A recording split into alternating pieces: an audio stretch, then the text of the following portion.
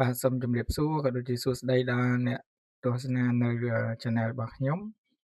Learning Techno ទាំងអស់គ្នាបាទអញ្ចឹងថ្ងៃនេះខ្ញុំនឹងបង្ហាញអ្នកនរគ្នាអំពីរបៀបនៃការ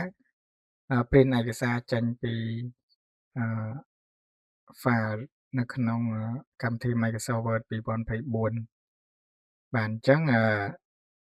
យើងកន្លែងនេះនៅក្នុងរូបដែលខ្ញុំបង្ហាញនេះគឺមានន័យថានៅពេលដែលយើង print មុនយក print ចេញតែមើលឯកសាររបស់យើងតើវាមានទម្រង់មិនមុនយក print ចេញនេះណាបាទ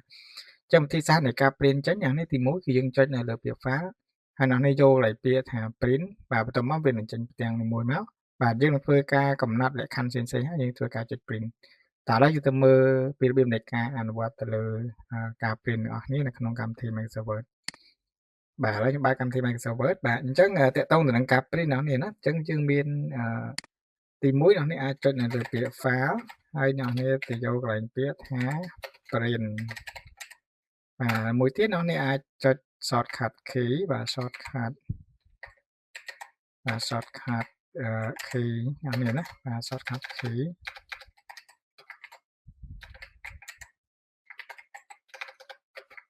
shortcut key អ្នកនេះណាបាទអញ្ចឹងអ្នកនេះប្រើ shortcut key ជាមួយនឹង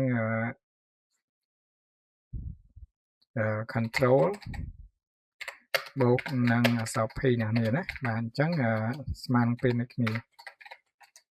បាទស្មើនឹងពេលនេះគ្នាបាទឥឡូវខ្ញុំចុចលើពាក្យថា file យកលើពាក្យថា print អ្នកនេះណាលើ print នេះអញ្ចឹងវាចេញដល់ហើយនេះមួយទៀតអ្នកនេះអាចចុចនៅលើពាក្យនៅលើ control P មកបាទវានឹង print ចេញដូចគ្នាបាទអញ្ចឹងនៅក្នុងកន្លែងហ្នឹងទី1អ្នកនេះត្រូវដឹងទីកន្លែងនេះគឺពេលចុចលើប៊ូតុង print នេះមិនថា print ចេញអ្នកនេះណាប៉ុន្តែអ្នកនេះត្រូវមើលឡើងលក្ខខណ្ឌសិនឧទាហរណ៍ថាឥឡូវមិនដាក់ឯកសារ3ច្បាប់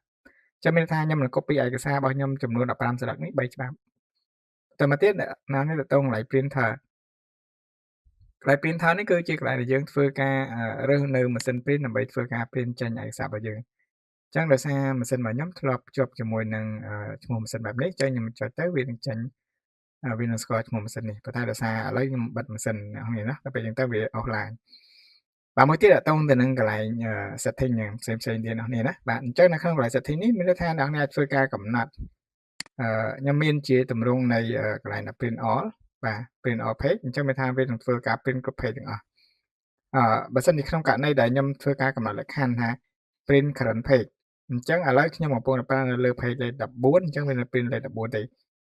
បើយើងយកកន្លែង custom print អ្នកនេះអាចធ្វើការកំណត់លក្ខខណ្ឌផ្សេងបានអញ្ចឹងខ្ញុំយក all ទៅហើយខ្ញុំអាច custom បាននៅក្នុងកន្លែងដូចគ្នាដែរយ៉ាងណាបាទអញ្ចឹងនៅក្នុងកន្លែងចំណុចទី2តទៅនឹង page បាទ page នេះគឺយើងអាចធ្វើការកំណត់លក្ខខណ្ឌនៃការ print ចេញបានឧទាហរណ៍តែឥឡូវ15ស្លឹកខ្ញុំចង់ print តែ10ទេអញ្ចឹងខ្ញុំ print ពីលេខ1រហូតដល់លេខ10អញ្ចឹងដាក់សញ្ញានេះគឺរហូតដល់បាទប៉ុន្តែឧទាហរណ៍ថាឥឡូវខ្ញុំចង់ print ពីលេខ1លេខ5អញ្ចឹងខ្ញុំសេបែបនេះប៉ុន្តែបើសិនជាក្នុងករណីខ្ញុំចង់ print ចន្លោះបើថា print លេខ1លេខ5ហើយខ្ញុំចន្លោះគឺខ្ញុំប្រើសញ្ញាក្បៀសនេះណាប្រើសញ្ញាក្បៀសនេះខ្ញុំធ្វើការរំលង page ណាមួយយើងអត់ចង់បានព្រោះតែឥឡូវខ្ញុំដាក់តែ page លេខ8បាទចាំមើលថាខ្ញុំ print លេខ1ដល់លេខ5ហើយខ្ញុំ print នៅលេខ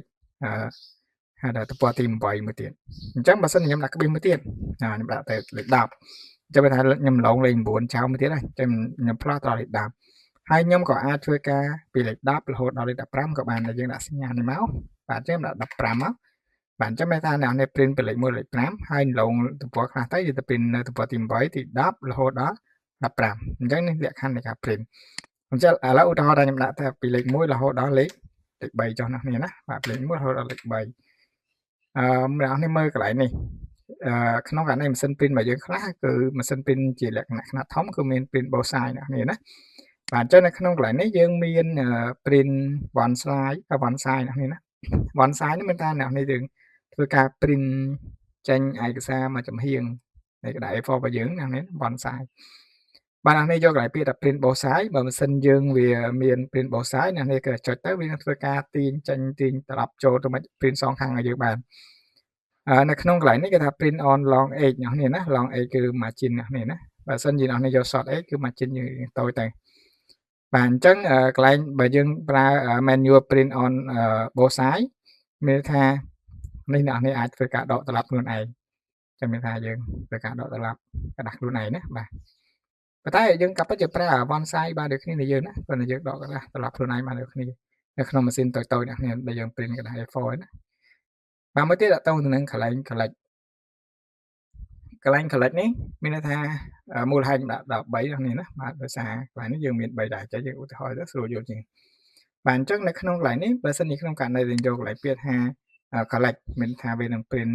ទំព័រទី1ទី2ទី3ចាប់ហើយ print ទី1ទី2ទី3ភាសាទៀតចាប់ទី1ទី3ភាសាទៀតគ្រប់3ច្បាប់របស់យើងប៉ុន្តែបើសិនជាខ្ញុំយកកន្លែងពាក្យថា uncollect មានន័យថាយើងយកនេះ3ច្បាប់អញ្ចឹងមានថាវា print លេខ1 3ដងចាប់វា print លេខ2 3ដងវា print លេខ3 3ដងអញ្ចឹងកន្លែងនេះគឺតកតងទៅនឹង uncollect បាទមួយទៀតកន្លែងខាងក្រោមនេះគឺតកតងជាមួយនឹង portrait or landscape ជាធម្មតាអ្នកនេះអត់ចាំបាច់រើសកន្លែងហ្នឹងព្រោះដោយសារនៅពេលដែលយើងកំណត់กระดาษឬក៏ធ្វើឯកសារយើងបានកំណត់រួចទៅហើយអញ្ចឹងកន្លែងនេះយើងអត់ចាំបាច់ទៅខ្វាយខ្វល់នឹងការរើសវាភាសាទៀតទេអ្នកនេះណាបាទហើយមួយទៀតអ្នកនេះតកតងទៅនឹងកន្លែងกระดาษដូចគ្នាណាกระดาษនេះគឺមានថាយើងបានកំណត់នៅខាងដើមរួចហើយអញ្ចឹងយើងអត់ចាំបាច់ទៅកំណត់ឡើងនឹងភាសាទៀតទេអ្នកនេះណាប៉ុន្តែគ្រាន់តែយើង